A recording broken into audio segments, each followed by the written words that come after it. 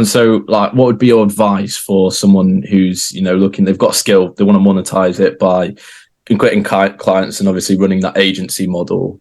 But they might not have any case studies, they might not be confident. What would be the advice that you'd give to that person to really go out there and get their first client?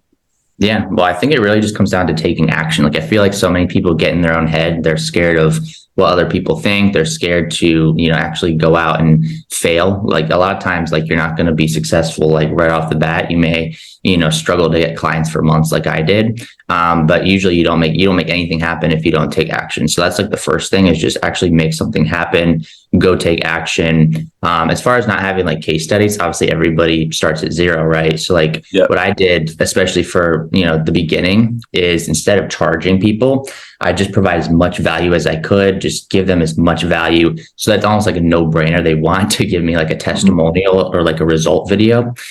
So usually what I would do is, in exchange for a free service, whether it's a product or, you're doing some kind of consulting or service for someone, instead of charging them, because it's going to be harder to get clients if you're charging and you don't have any case studies, instead of charging, just say, hey, if I do a good job with you, could you shoot me a 1-minute video going over like, how I was able to help? And then you start building these case studies, you basically get like 10, 20 videos that you could just pop up on your highlights on Instagram. And all of a sudden people start paying you. So I just say provide value first, and then by default, you're going to be able to get clients.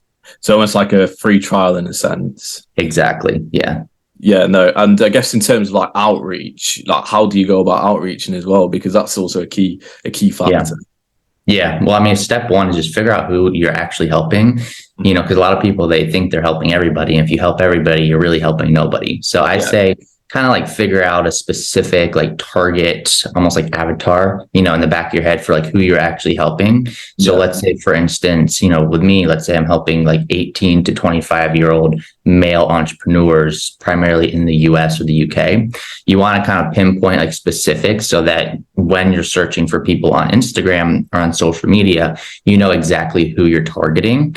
And then that's something else you want to do with the content, is you want to almost target the content and almost make the value in the content specific to this client or this avatar. So that way, if they do come across your page, they're like, oh, like that's something exactly that I struggle with. Oh, that helped a ton with my specific scenario. So I say first is pinpoint like your actual niche. And then obviously then you can do the simple things like reaching out. And I have like scripts that I've, created. I've tested so many different scripts, and see what works.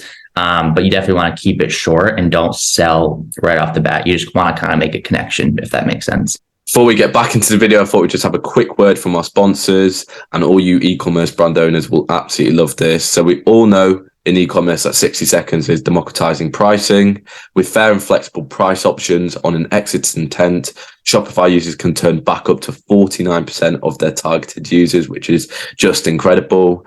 And we all know personally, I know this, and I'm sure a lot of you guys know this, that purchasing is pretty much impulsive, and that pricing is probably the main consideration when taking that decision.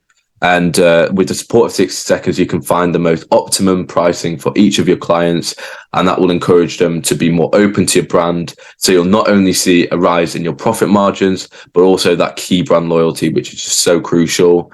So you can install the app on your Shopify by visiting the website below in the description for more information. As I said, I'll put the website link in the description. But for now, we'll get back into the video. Thank you very much. And if you were, I guess, like starting again, and you had, I guess, 3 top skills that you would learn to monetize and sell as a service to other business to really help them and grow, what would be those 3 skills?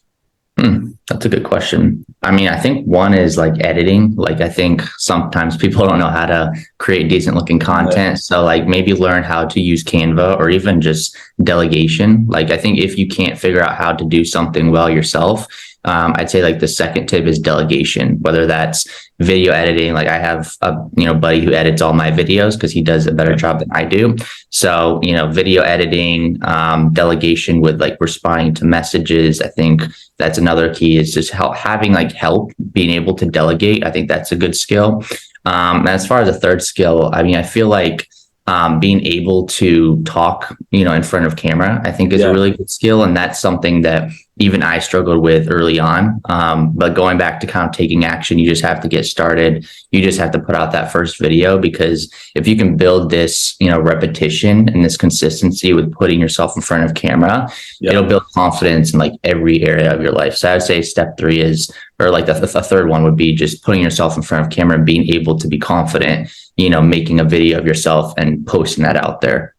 And I guess, like, obviously your specialty is short form content, and I've been like watching your reels and you're an absolute master at that. So I guess, what is the key to creating such quality short form content? I appreciate that. Yeah. So I think there's a saying, you want to tell them what you're going to tell them, then you want to tell them, and then tell them what you told them. Right. So like, you basically want to almost give them like a hook, right? So you can get people in, drive attention. And then you want to tell them the actual like meat of the video, and then you want to have a conclusion. So it's almost like you have a story, right? But you want to have an opening, which is the hook. You want to have the middle, which is like the actual information. And then you want to have some kind of conclusion, or almost like a call to action. You'll notice with a lot of my videos, or even just regular posts, they have a call to action, whether that's to like or leave a comment, share, something like that. That's kind of been my key with creating short form content. And as far as like the video process, like I'll write out like a script, but you don't even really want to read word for word a script, because then it sounds like a robot. So like what I'll do is I'll write out like a rough script and like a draft of like what I want to talk about. So I have like the gist in the back of my mind. But I don't read it when I'm making a video. I kind of just, go with the flow, or kind of wing it, because usually if you try to read word for word, it makes it 100 times harder. So like, I'll just kind of wing it and just say, kind of like speak from my heart. And I found that actually produces much better quality videos.